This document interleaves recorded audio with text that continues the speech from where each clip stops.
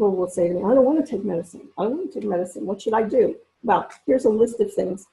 However, given this list, if you are suicidal, if you cannot function, if you cannot get out of bed, if your relationships are deteriorating, all the diet in the world is not going to get you out of that kind of depression. I think that this really has to be evaluated, not just by yourself, but with a provider. A lot of mainstream psychiatrists are now doing more natural things first, depending on what's going on with a person.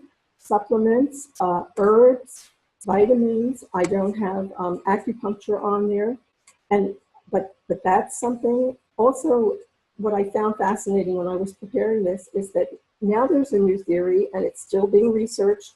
It's not engraved in stone by any means. There's not enough information about it. There's not enough studies. But probiotics, that depression happens because of inflammation, that there's a tie between the gut and the brain. That's very, very interesting. That's very, very encouraging because they're saying if we can fix the bacteria in the gut, then we can fix the depression in the brain. That's down the pike a bit, but there are studies, and they are actually being funded by the National Institute of Health, so it's not something that someone just came up with. Most of these, like fish oil, SAMe, supplement low levels of those things in the person's body, and that could be a whole other lecture. 5-HTP is a precursor for serotonin. Serotonin is that happy chemical, so if you don't have enough 5-HTP, you're not going to have a lot of that happy chemical.